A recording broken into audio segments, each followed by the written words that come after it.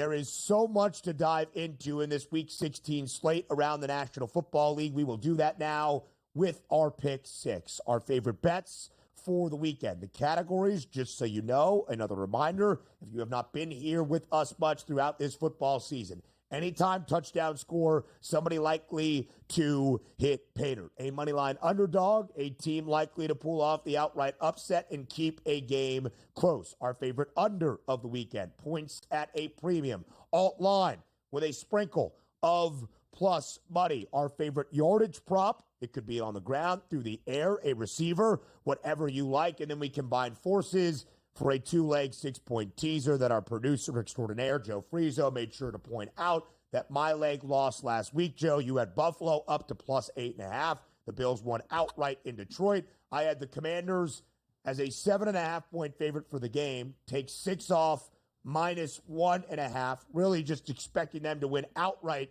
They did against the Saints, but by just 1 point, because the Saints were gifted a few extra seconds to get a playoff, to score a touchdown at the end of regulation. Poor officiating cost us a perfect teaser. Hey, what are you going to do? You get back on the horse this week and make sure it wins. Before we get there, though, we start with those pay dirt picks. Anytime touchdown scorer, Joe. Who, where, what game? All right, so let's a bit of trivia here. Does anybody happen to know who holds the record for the most catches in a season without a touchdown? The answer is going to be Trey McBride. And guess, Ben, who I am backing for an anytime touchdown? Trey McBride. Listen, it's a must-win game for Arizona, and it's Kyler Murray's favorite target. Make no mistake about it. Carolina has given up 10 touchdowns to tight ends this year. That's the most in the league. I would expect Kyler Murray to end this record and force some targets into his favorite receiver there. I think Trey McBride at plus money, yeah, I got him for an anytime touchdown finally this year. Arizona needs to bounce back. I mean, they did beat, what is that Siri trying to get involved with the pick 6? She loves the Trey McBride I'm thinking number. Siri is not happy with Trey McBride.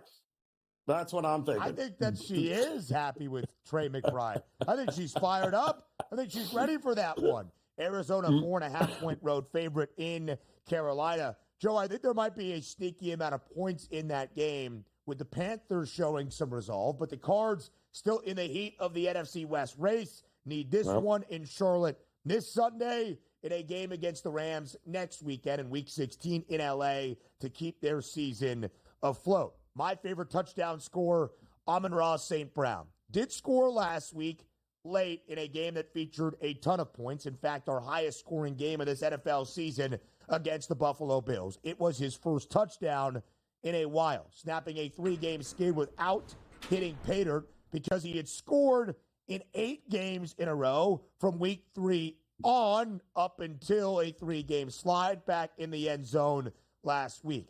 And, Joe, I think you heard it from Dan Campbell.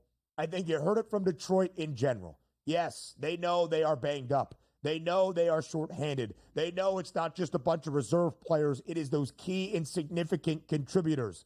But I think the Lions are out to make a statement against the Bears team that has lost all hope. In fact, has lost 8 games in a row. And I think those key players that are still there, namely offensively for Detroit, do a fair bit of the scoring on Sunday. Yes, it's outdoors. Yes, it's Chicago. I understand. Give me Amon-Ra St. Brown to hit pay dirt at minus 105. Moneyline underdog time.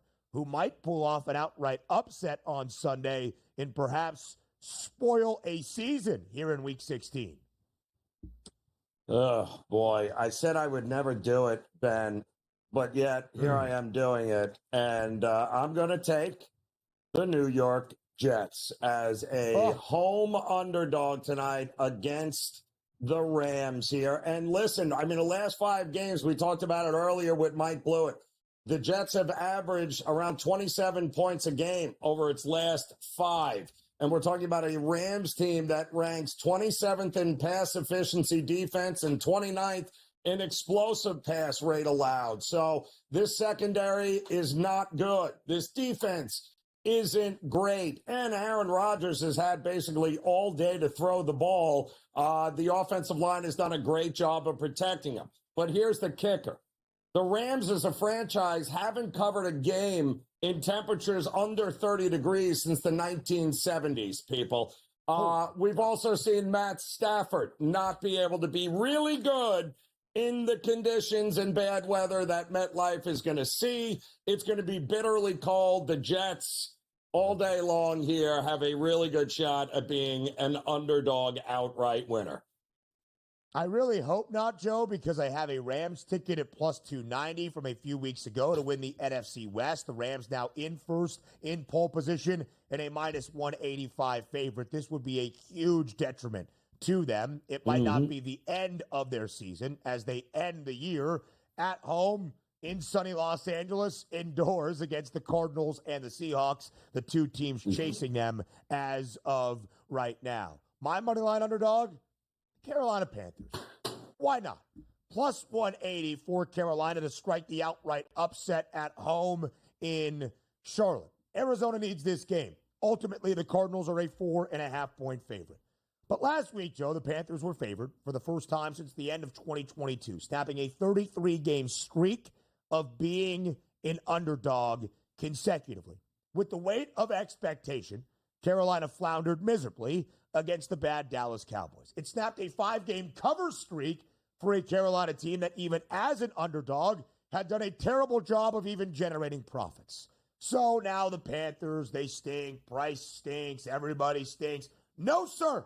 The Panthers now as a dog once again win outright for win number 4. Let me check that real quick just to make sure. For win number 4 of this season against the Arizona Cardinals, even if Trey McBride does score a touchdown. All right, our favorite under of the weekend could be on Saturday, might be the first game of Saturday. Is it the first game of Saturday in Kansas City, Joe? I'm sorry. Boy, that stunk so bad there, Ben, between the Jets and Carolina winning outright. I'm gagging on those two underdogs there winning outright, but I do think we've got an under primed and ready to go. We don't have to wait till Sunday.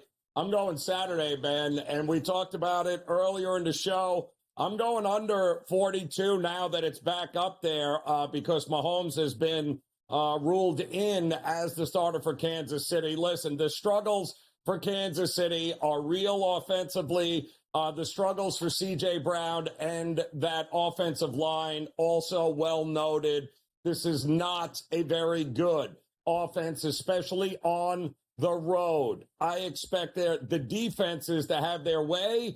It's going to come down to special teams, I think, in this game. Either way, I want under 42 when it's all said and done.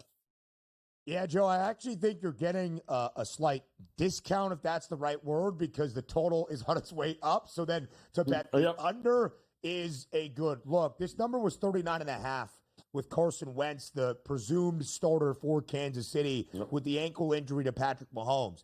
I still think Mahomes is going to be in there, and you're going to see a hefty dose of Kareem Hunt and Isaiah Pacheco and maybe even Samaje Perine. And if the Texans are going to keep this game close as a 3.5-point dog, it's a defense that was on display like we saw last week against Miami. I agree, Joe. I think it's an under of 41.5. My favorite under, the rest of the pick six.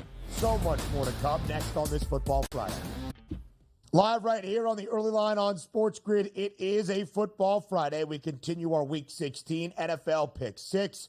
That includes games on Saturday, 2, and that would be 12 on Sunday as well, if I'm not mistaken in my quick math, with a Thursday night and a Monday night game on the bookends of this week. Joe, your favorite under in the opening game of our Saturday doubleheader in Arrowhead, Chiefs, Texans, under 42 or 41.5. Where it stands now. I go to a marquee game, at least in terms of storyline, on Sunday in Atlanta. Michael Penix Jr. makes his starting debut for the Falcons, who turned things over to the rookie, the 8th overall pick, in favor of Kirk Cousins, trying to keep the Falcons in the NFC South divisional race. The reason I go under 42.5, Joe, is actually rather simple in my estimation. The Giants under a 9 of 14 games this year. In their 9-game losing skid, they have scored 18 points or fewer in 7. Atlanta has now become an under team. Part of the reason perhaps they are pointing to Michael Penix Jr. to get them out of this rut that Kirk Cousins led them into. Or as Joe might tell you, first-year offensive coordinator Zach Robinson might have led them into. Because of that, Joe, with how often these teams find it difficult to score, and I really do believe the Falcons against a susceptible Giants front are going to trust Bijan Robinson and Tyler Algier to do a lot of the heavy lifting for the rookie Michael Penix Jr., getting his feet wet before a huge game next week against the Commanders that might decide their season. I expect this game to be low scoring. I'll go under 42.5 Giants and Falcons. Yeah, I mean, listen, I think there is much more to this Atlanta Falcons offensive woes than just, let's get rid of Kirk Cousins and in Week 16 bring in the rookie. Against a Giants team and a coach that I would not put past laying it all out on the field to try and actually get one here and stick it to Atlanta. So that game, I would want as far away from Atlanta as humanly possible in that game, Ben. Let's put it that way. I mean, the Giants have been an underdog in all but 2 games in their last 2 seasons. That's 31 games in total. So 29 of 31. The ATS record now, Joe, just 12, 16, and 1 against the spread. It's a 2-win New York team that is trying to play in games, maybe not win games, but trying to make sure that draft position still looks pretty good, battling with the Raiders for that number 1 overall pick. All right, alt line of the weekend with a sprinkle of plus money. Joe, where do you go? Let's not overthink this here, people. Joe Burrow, more than 2.5 touchdown passes. He's only hit this now in 6 straight games where he's thrown at least 3 or more touchdown passes. And he is, listen, his numbers are unbelievable. And you've got now a Browns team that defensively has been breaking down. And they've kind of thrown up the white flag here on the season, did they not, Ben? I mean, you're throwing DTR under center now. I think Cincinnati is poised for another ridiculous score here. 30, 40 points, not going to be a problem. 3 touchdowns. I see Joe Burrow having at least throwing the ball again in this one.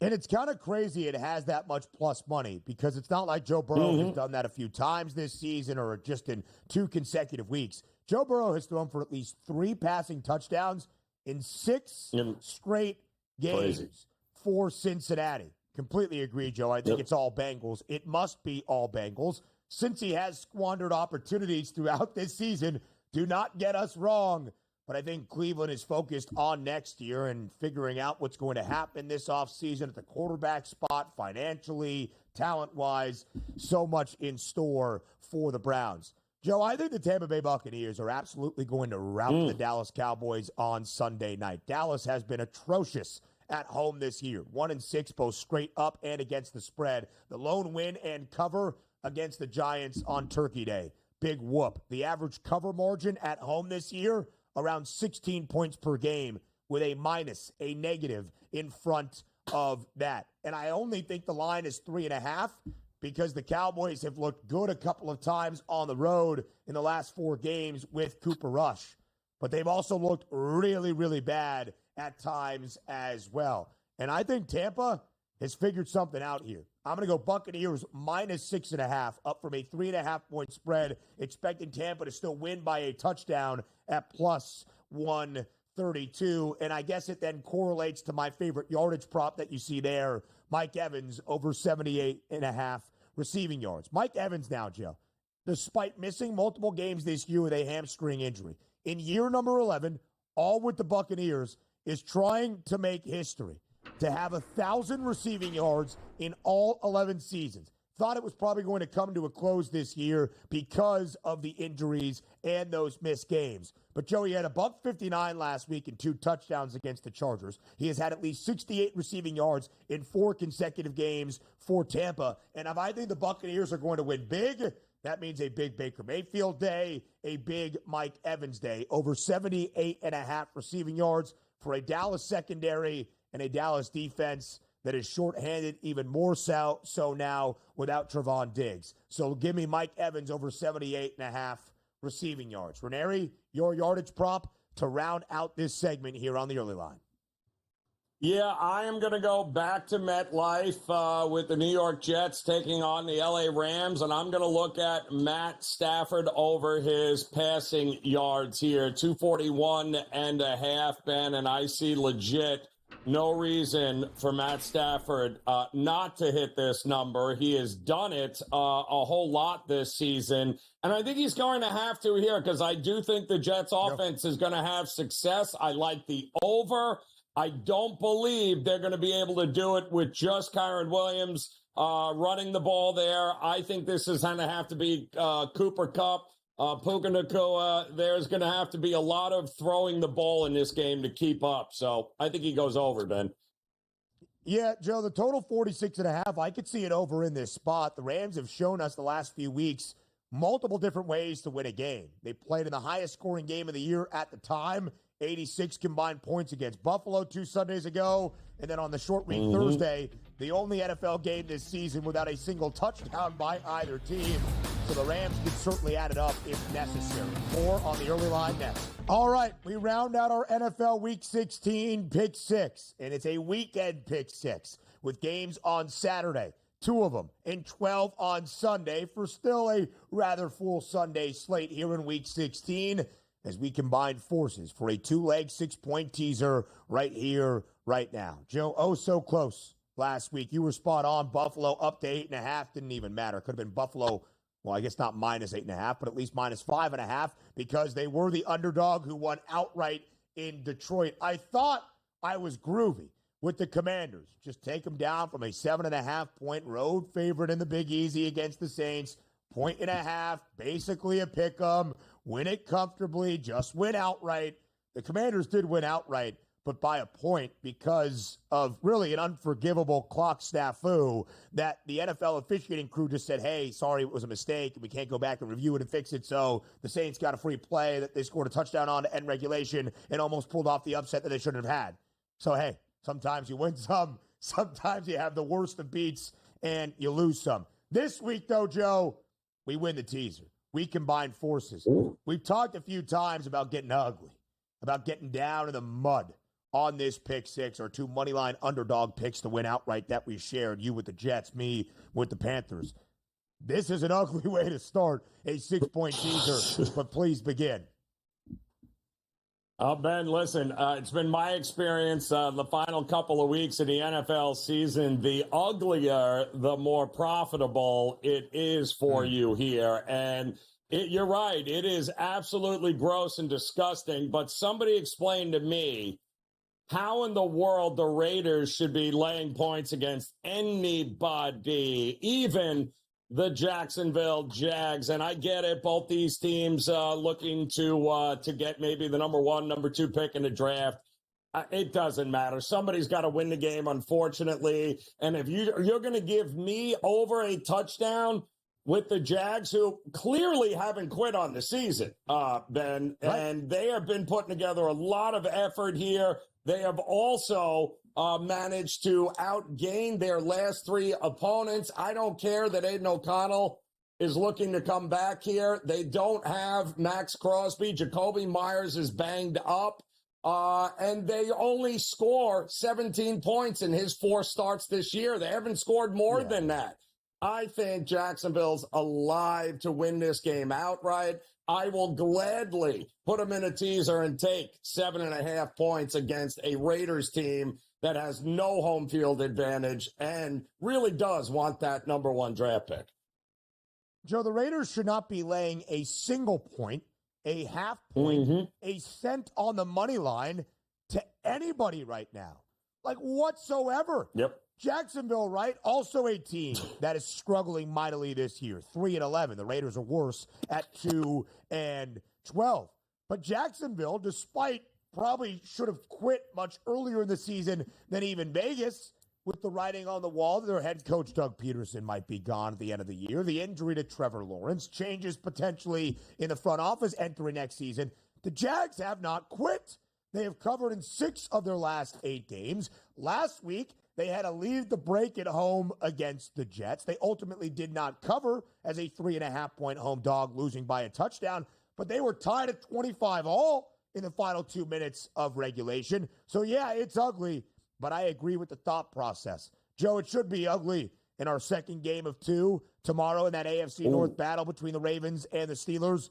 But I do believe Baltimore exacts some revenge and evens up the season score against Pittsburgh to split the regular season series. Give me the Ravens outright. 6.5-point favorite down to a pick-em price. Just Baltimore winning a football game. Would also offer another angle. The Lions down to a pick-em in Chicago to win that game outright against the Bears as well. All right, that's the 2-leg 6-point teaser. Joe, let's now run through our pick sixes quickly before we get to a robust football weekend. You first. Sure thing. Trey McBride, anytime TD score. I like the Jets as a moneyline underdog. Give me the under 42 with Kansas City and Houston. Expect Joe Burrow to get 2.5 or more touchdowns, basically 3 or more. My yardage prop is Matt Stafford to go over 241.5 passing yards. And my teaser leg, Jacksonville getting over a touchdown against the Raiders.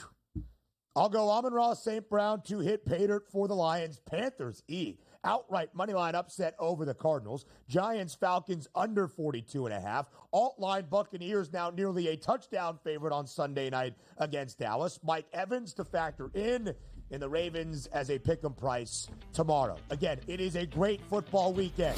We hope you all enjoy it. It's the holidays. Be merry. We'll talk on Monday.